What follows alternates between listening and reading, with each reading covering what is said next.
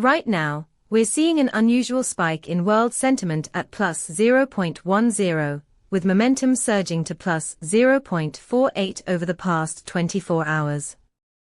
This elevation in sentiment is noteworthy. It's a stark contrast to our historical baseline, suggesting a sudden shift in global optimism that we haven't observed recently. Using our World Sentiment API, you'll receive a rich data payload that captures this momentum and sentiment score, along with insights from 20 semantic clusters. Imagine integrating this into your application to gauge public sentiment on global events in real time. For instance, if you're developing a news aggregator, you could tailor content based on this sentiment shift, ensuring users get the most relevant updates that reflect the current mood.